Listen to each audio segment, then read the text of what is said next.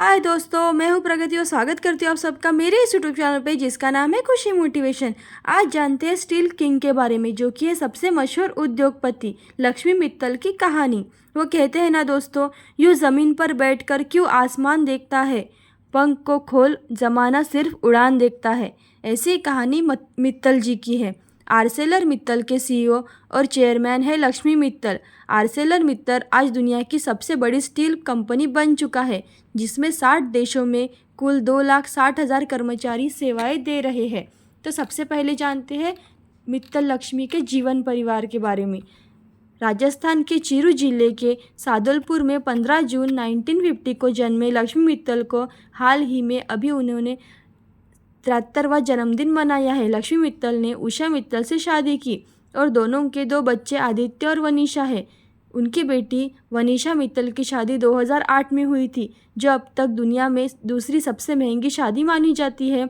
बेटी को उन्होंने लंदन स्थित करीबन 7 करोड़ ब्रिटिश पाउंड की कीमत का घर गिफ्ट किया था।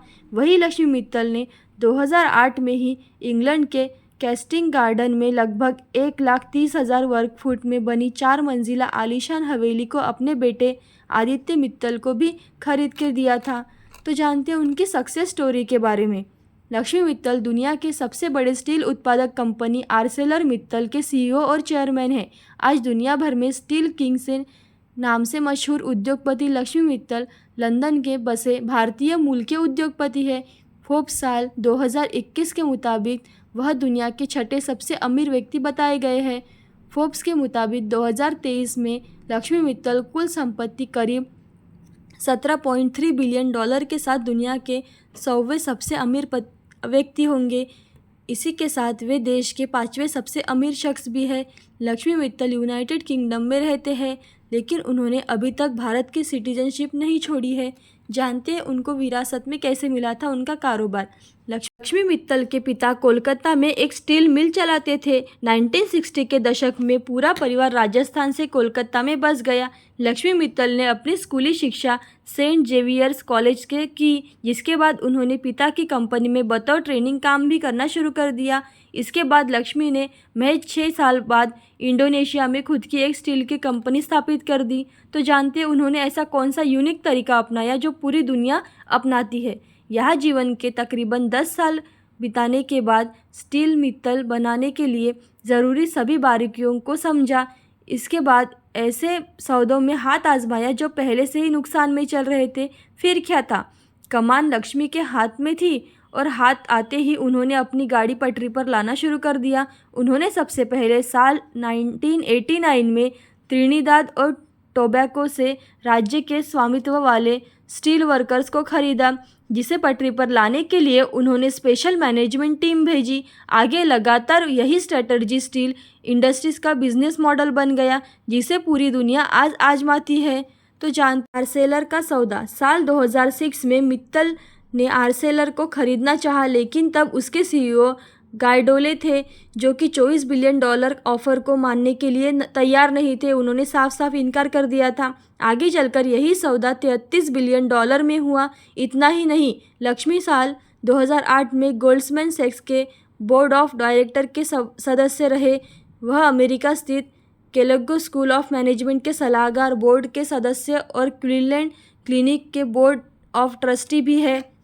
आप जानते हैं उनको कितने पुरस्कार मिले। स्टील उद्योग के लीडर के रूप में लक्ष्मी को 1996 में न्यू स्टील द्वारा steel maker of the year का सम्मान मिला।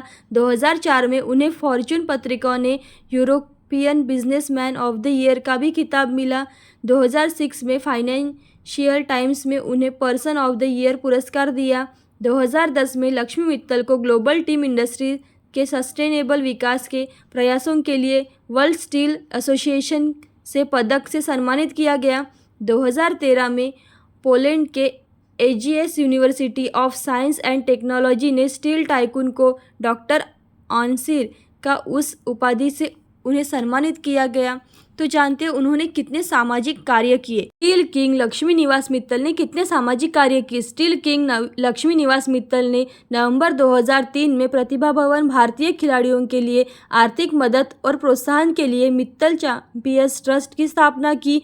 उसके तहत ट्रस्ट द्वारा 2008 में अभिनव बिंद्रा द्वारा भारत के लिए ओलंपिक्स में स्वर्ण पदक जीतने के बाद 1.5 करोड़ रुपए का पुरस्कार दिए जाने लगे। वर्ष 2012 में लंदन ओलंपिक्स में उनकी आर्सेलर कंपनी ने आर्सेलर मित्तल ऑर्बिट का निर्माण कराया था। वर्ष 2003 में लक्ष्मी मित्तल और उषा मित्तल फाउंडेशन ने राजस्थान सरकार के लिए मिलकर जयपुर के LNM institute of information technology की स्थापना की, जो एक स्वायत्त और लाभ निरपेक्ष संस्थान है।